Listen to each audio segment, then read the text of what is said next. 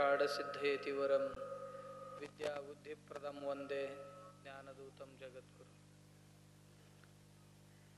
आपण 9 वाजल्यापासून इथे बसून आहोत. यालाच तपश्चर्या म्हणतात. आता कुठे बसवला तर बसाल कुठे एके ठिकाणी एवढं?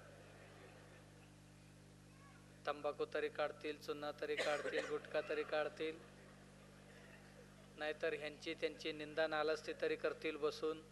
काय तरी करणार आपण. इथे बसण्याऐवजी जर दुसरीकडे बसलो 3 तास काय केलं असतं एवढंच डोक्यात आणायचं. पण दुसरीकडे बसून काय केलं असतं तेही इथे काही लोक करतात, होय ना? पण सवय जाणार काही एका दिवसात. पडिले वळण इंद्रिय सकाळ जात नाही ते लवकर. जावं म्हणून तरी आपण येतो. पण काय करायचं? 2-2, 3-3 तास बसायचं म्हणजे 1 नंबर 2 नंबर हे कोणाचे ऐकणार आहेत? आणि ही हातापायांना सवय नसते, हे दुखायला लागतात. दुखले की इकडी टोच तिकडी टोच. मग ते शेजारचे म्हणते गब्बस गब्बस असं म्हणता म्हणता एकाला गप बसवतात, 3-4 जण बोलतात. 3-4 जण बोलल्यानंतर मग 2-4 ठिकाणी 3-4 असं झाले की सगळीकडे गव गव गव गव सुरू होत, होय ना? असं होते. आता त्याला काय करायचं? चालायचं. ही तुम्ही तसं करायचं, आम्ही असेच म्हणायचं, ही असेच चालायचं. तर आपण महाराजांच्या पुण्यस्मृतीनिमित्ताने या सप्ताह समारंभात संमेलित आहोत. ज्यांनी आपल्या आयुष्यातील 60 वर्ष ते 62 वर्ष झालं केले बघा. आजीबाई माझ्याकडे बघा की हो, मी सकाळपासून जेवलो नाही, नुसतं एक एवढी 2-3 पाव खाऊन वडा खाऊन आलोय. अजिबात काही खाल्लेलं नाही, एवढीच खाऊन आलोय. भूक लागलेली आहे मला, नाही तुम्हाला. बघा तरी आमच्याकडे जरासं. तुमचीच किती दिवस चालवणार? आम्ही काय एकदाच सापडलाय, पुन्हा महिनाभर सापडत नाही म्हणून आता सोडत नाही.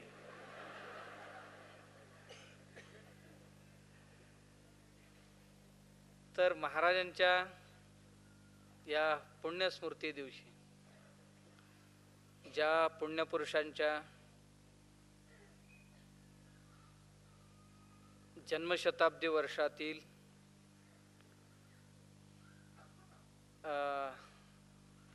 पुण्यस्मृती दिवस आहे. पूर्ण वर्ष जन्मशताब्दी आपण साजरा करतो आणि त्यामध्येच आज त्यांच्या निर्वाणाला वर्ष जे होत जातात. कृष्ण पक्ष द्वादशी श्रावण महिन्यातच निर्वाण झालेला होता आणि महाराज या मठावर त्यांच्या 96-97 वर्षातील वर्षांच्या कालावधीत 80 वर्ष, जवळजवळ 80-81 वर्ष मठाधिपती म्हणून होते. मला वाटते या मठात होऊन गेलेले जेवढी काही मठाधिपती होते सर्वांच्या सर्वात जास्त काळ मठाधिपती म्हणून राहिलेले श्रेय महाराजांचे. कारण 27 लोक होऊन गेलेत, 26 लोक होऊन गेले. महाराजांचे जरी सोडून दिले, बाकीच्या 25 लोकांचे जरी धरले, 12व्या शतकाच्या मागे आपण जाऊ असं वाटत नाही. कारण एक साधू सत्पुरुषांची पर्वकाळ जे पाहायला मिळते 11व्या शतकाच्या पूर्वार्धात काही संत मंडळी होऊन गेले आणि त्याच्यानंतर 12व्या शतकाच्या मध्यभागी एक काळ असा होता की जिकडी तिकडी साधू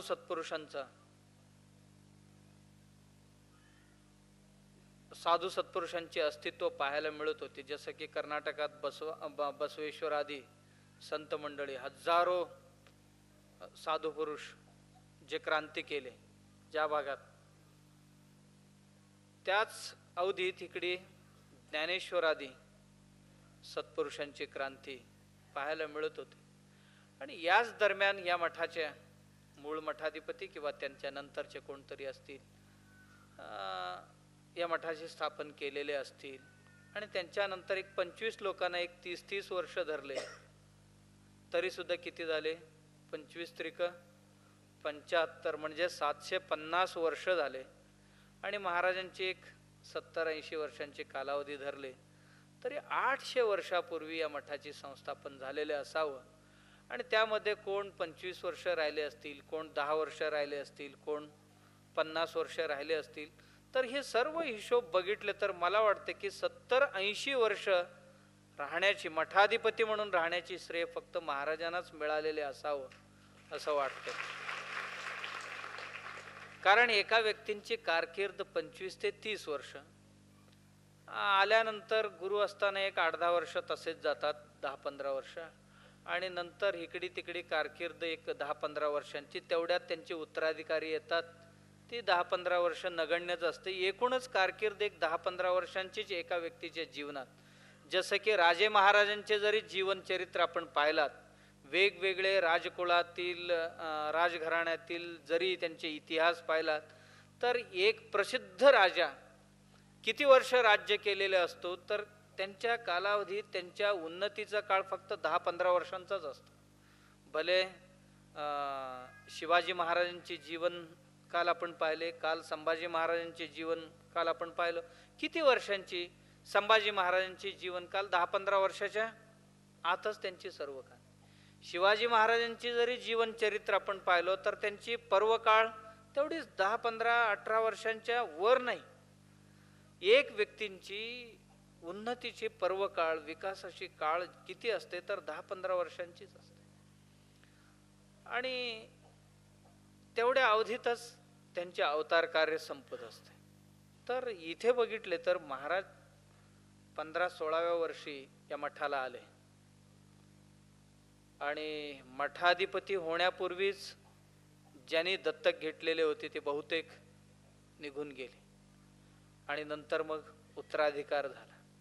उत्तराधिकार झाल्यानंतर शिकायला गेले.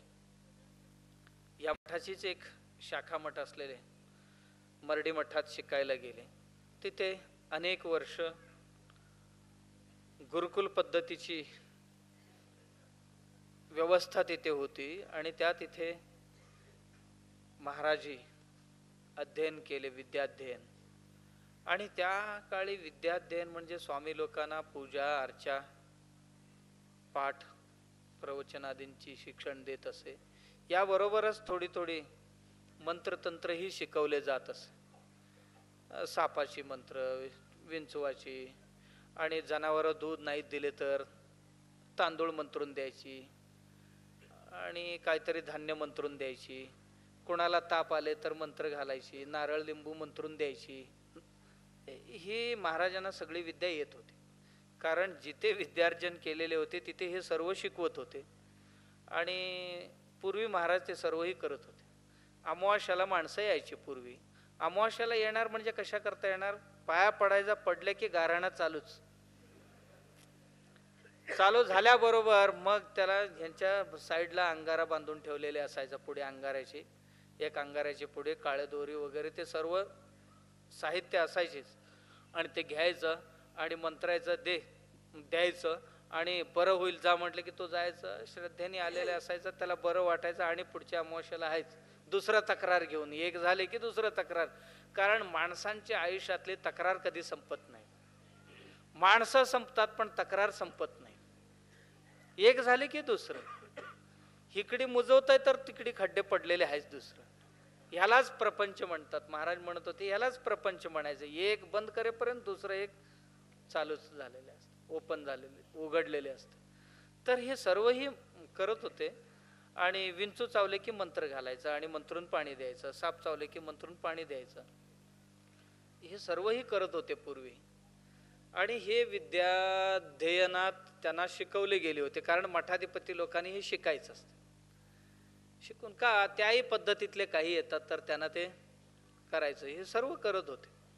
पण काळांतराने महाराजांना वाटले की यात काही तथ्य नाही आहे. नंतर जेव्हा विद्याध्ययन करून आले, पण यात काय तथ्य नाही आहे, हे आपल्यालाही समाधान देणार नाही, दुसऱ्यांनाही शाश्वत समाधान देणारी बाब नाही आहे असं समजून या सर्व गोष्टींची त्याग करायचं ठरवले, सोडून द्यायचं ठरवले.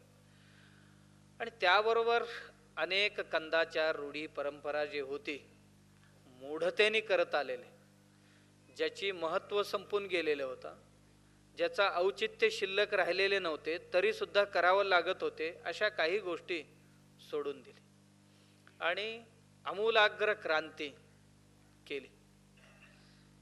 की त्यांनी स्वतःलाही समाधान नाही, दुसऱ्यांनाही मी देऊ शकत नाही, हे तळमळ मनात असताना एक चांगलं गुरु करावं. आणि आलेले म्हणायचं, गुरु चांगलं गुरु असेल तर शांती समाधान मिळवून देतो. ही जिज्ञासा त्यांच्यात होती. म्हणून त्यावेळी महाराजांनी, आपण स्वतः जगद्गुरुपीठ असताना, मलाही माहीत नव्हतं हे जगद्गुरुपीठ आहे, महाराजांनाही थोडं थोडंच माहीत होतं. परवा आम्ही जेव्हा ही ग्रंथचिंतनाला घेतली त्यावेळी त्या ग्रंथचिंतनाच्या प्रस्तावनामध्ये ब्रिटिश काळातली एक गॅजेटची दाखला दिलेली आहे की प्रसिद्ध 4 जगद्गुरु पीठात हा एक पश्चिम पीठ म्हणून प्रसिद्ध आहे असा. याबरोबरच आणखीन एक 3 पीठ कर्नाटकात आहेत, मला वाटते एक उत्तरेकडे कुठेतरी आहे. आणि हे पश्चिम सिंहासन म्हणून जगद्गुरु पीठ म्हणून प्रसिद्ध आहे असं मी त्या प्रस्तावनेमध्ये परवा बघितलं इंग्लिशमध्ये. करवीर प्रांताची जे गॅजेट प्रसिद्ध झालेलं होतं जुन्या काळात, त्या गॅजेटमध्ये दाखला आहे असं म्हटलेले होते. अशा एका जगद्गुरु पीठाचे जगद्गुरु एका गृहस्थाला गुरु करायची म्हणजे त्यावेळी क्रांतीचीच अवस्था होती असं म्हणायला हरकत नाही. आणि क्रांती करणे इतकं सोपं नसते. जे रीती रिवाज चालत आलेले आहेत हे सर्वही मोडून काढायचं आणि एका संन्याशाने परत गृहस्थ गुरूंची शिष्यत्व पत्करायचं, आपण जेवढं सहजतेने समजतो तितकं सहज नाही आहे. आणि याशिवाय आणि हे स्वतः लिंगायत पीठाचे गुरु असताना एका मराठा समाजातील गुरुना गुरु करणे हेही इतकं मानवण्यासारखं नव्हतं त्यावेळी. कारण तुम्हाला माहिती आहे की नाही मला माहीत नाही, आता कर्नाटकात एक अशाच पद्धतीची घटना चालू आहे.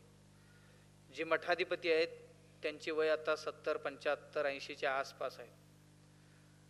आणि ते त्यांच्या पीठाला परंपरेने ज्या जमातीतली माणसं त्या पीठाला होतात त्यांच्या उत्तराधिकारी म्हणून दुसरं अन्य जातीतलं माणसाला उत्तराधिकारी करायचं. महाराजांच्या सारखेच ते पुरोगामी विचाराचे आहेत, त्यांनी अन्य जातीतल्या उत्तराधिकारी करायचं असं जाहीर केल्याबरोबरच परवा मोठी दंगल झाली तिथे. आणि उद्या तिथे उत्तराधिकार आहे. लोकांनी किती विरोध केली, दंगल केली, गाड्या फोडल्या, काचा फोडल्या, दगडफेक केले त्या महाराजांच्यावर, तरी सुद्धा ते ढळमळीत नाही झाले. 70-80 वर्षांचे. उद्या आम्ही सुद्धा जातो आहोत त्या पीठाधिकार समारंभाला. अशा वेळी त्या माणसांना पाठिंबा देणे, जे उन्नतीचे काळ आहे, बदलाचा काळ आहे, काहीतरी समाजात बदल होत असतो, अशा वेळी त्या माणसांना आपण सर्वांनी जर पाठिंबा नाही दिली तर ती क्रांती अर्धवट राहील आणि समाजाची जी विकास उन्नती व्हायला पाहिजे ते होणार नाही. म्हणून ते आजपर्यंत जंगम समाजातील व्यक्ती, लिंगायतामध्ये जंगम हे पौरोहित्य समाजातली, त्या समाजातली माणसं त्या पीठावर होत आलेले. आणि दुसरा कुठल्याही जातीतला माणूस, लिंगायत जातीतलं दुसरा कुठलाही त्याला मठाधिपती होऊ शकत नव्हता. अशा ह्याच्यात त्या स्वामीजींनी एक क्रांतिकारी निर्णय घेतले की माझ्या उत्तराधिकारी म्हणून शिंपी समाजातले, शिवशिंपी समाजातले एका तरुण, होतकरू आणि विद्वान माणसाला अधिकार द्यायचं असं ठरवले. ठरवल्याबरोबरच जे काय धर्मांध असतात, कर्मठ असतात, त्यांनी इतकं उच्छाद मांडले की 8, 10, 15 दिवस झाले ते सुरू झालेले, रोज पेपर भरून येत असते, तरी ते स्वामीजी ढगमगीत झालेले नाही. आणि जेव्हा आम्हाला कळलं त्याच दिवशी मी स्वामीजींना फोन केला की स्वामीजी आमच्यासारखे कितीतरी मंडळी तुमच्याबरोबर आहेत आणि अशा वेळी आपण ढगमगायचं नाही आणि काय लागेल ते सर्व प्रकारची आम्ही मदत तुम्हाला करतो आणि हे पीठाधिकार व्हायलाच पाहिजे. तर आनंदाची बाब म्हणजे उद्या सकाळी 11 वाजता तिथे पीठाधिकार. सांगण्याचं तात्पर्य असं की हे 100 वर्षानंतरची बाब आहे आणि हेही स्वतः करता नाही, आपल्या उत्तराधिकारी नेमायची. गुरु तरी तेच आहेत, त्यांच्या उत्तराधिकारी आहे. पण महाराजांच्या काळात ही घटना मी का सांगितले की महाराजांच्या काळात महाराजांनी ही क्रांती करावं आणि त्याला समाजाने संमती द्यावी अशी परिस्थिती नव्हती. आणि त्यावेळी धैर्याने जे क्रांती केली, त्यावेळी धैर्याने जे धाडस केली, त्याला किती विरोध झाला. समाजातली मंडळी म्हटली ह्या पीठ खाली करा, तुम्ही पद सोडून द्या. महाराज म्हटले त्यात काय, उद्या घेऊन या, परवा दिवशी सोडतो. इतकं सहजतेने म्हणता येईल का? म्हणता येईल का? तुम्ही एक उत्तराधिकारी चांगलं घेऊन या, मला पटलं तर मी उद्या त्याला सोपवतो आणि दुसरीकडे जाईल. तुमची रूढी परंपरा तुम्हाला टिकवायचं ना टिकवा, राहील ते. पण उत्तराधिकारी मिळणं तरी इतकं सोपं आहे. दक्षिणाधिकारी भरपूर मिळतात, दक्षिणाधिकारी भरपूर मिळतात, पण उत्तराधिकारी मिळणे कठीण आहे. का? दक्षिणा म्हणजे ठेवलेले पैसे गठोळ्याला भरपूर जण टपलेले असतात. साधू सत्पुरुषांचे म्हणा, कुणाचेही म्हणा, जे गठोळे असते गठोळ्याला टपलेले भरपूर असतात. पण उत्तराधिकारी म्हणून त्यांची जे ती रीतिरिवाज आहे, आचरण आहे, ज्ञान आहे, त्या पद्धतीने मी आचरण करेन, ते ज्ञान पुढे नेईन असं म्हणणारी फार येत नाहीत. का? महाराज घरदार सोडून आले होते, घरदार सोडून यायला कुणाला जमेल? सोडून आलो तरी सुद्धा घेऊनच येतो, घरदारच इकडे घेऊन येतो, तिकडे कुठे सोडायचं म्हणतोय. इकडे आम्हाला सांगायचं सोडून आलोय, आणि सोडून कुठे आलेत? मोकळी घर सोडलेच, घरातली सगळी घेऊन इथे बसले. अशी परंपरा. म्हणजे उत्तराधिकारी मिळणे इतकं सोपं काम नाही आहे. आपण समजतो ना पटकन, हे एक मठाधिपती आणूया नेमूया म्हणतोय. मठाधिपती आणायला काय बावली नाही आहे. ते किती जण आपण लोकांचे जाऊ देऊ. आता तुम्हालाच मी म्हटलं की एक एक द्या, 2-2, 3-3 असतील तर मठ भरपूर आहेत, एक एक करूया. महाराज पास आता ज्ञान भरपूर झाली तुमची, पुढच्या वर्षी या म्हटला तर आम्ही येतो. जर या पद्धतीने पोरं बिरं मागायला लागला तर याद राखा म्हणाल तुम्ही. तसं होत नाही. ते देणे इतकं सोपं नाही आणि होणे इतकं सोपं नाही. आपण म्हणतो तुकारामांची गोष्टी ऐकणे, ज्ञानेश्वरांची गोष्टी ऐकणे, महाराजांची गोष्टी ऐकणे हे सोपं आहे, पण तसं होणे इतकं सोपं नाही आहे. आणि उत्तराधिकारी होणे इतकं सोपं नाही. उत्तराधिकारी मिळत नाही आहेत लवकर. आणि महाराजांनी बरीच उत्तराधिकारी बघितले. महाराज म्हटले उत्तराधिकारी आणा करतो.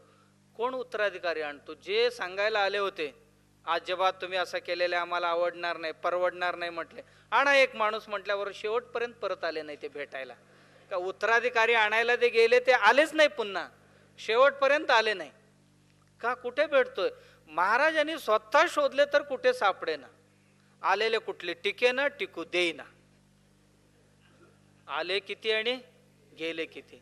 आणि आलेल्या नाही तुलाही बघतोच म्हणायची सगळी. आलेले जेवढी येतील त्यांना तू कसं राहणार आहे बघतोच म्हणायचं. आणि कसं राहणार हो इथे? येईल त्याला बघायचीच भाषा झाली तर बघणार. आणि हे महाराजांना सांगायचं कोण जाऊन? तिथे बोलायची कोणाची धाडस नाही, प्रवचनच ऐकायची फक्त. तिथे जाऊन बोलायचं काय सोय नाही.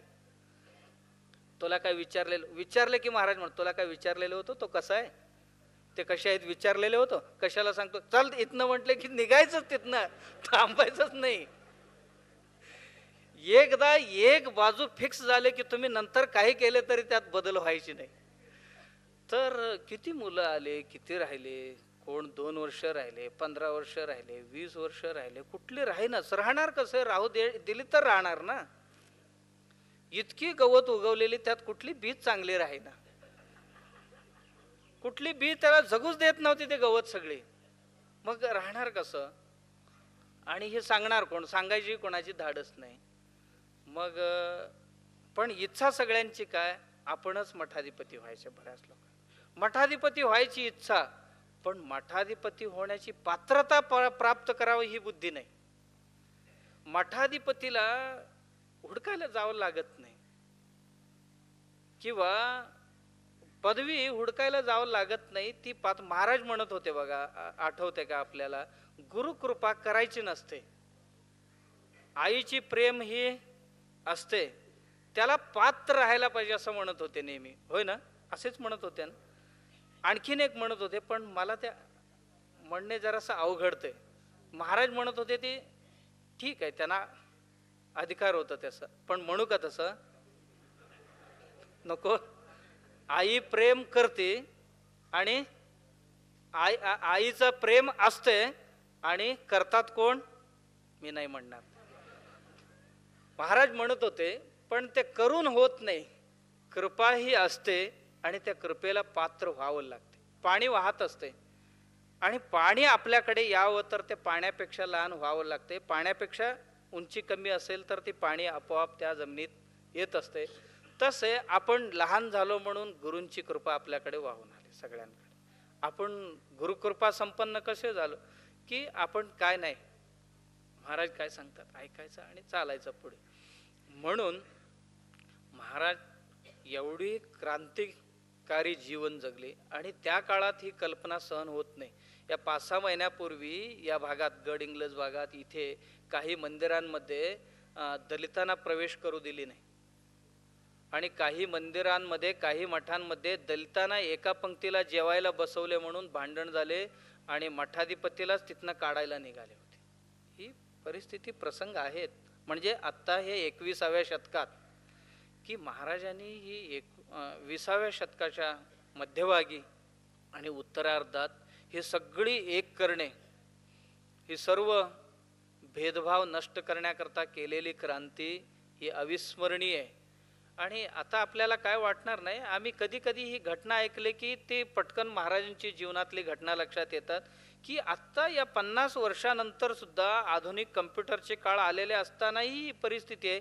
तर त्यावेळी कुठली काही नव्हती, तेव्हा काय कष्ट झालेले असणार ह्या सर्व गोष्टी करायला, असं वाटते. तर एवढी क्रांती केली आणि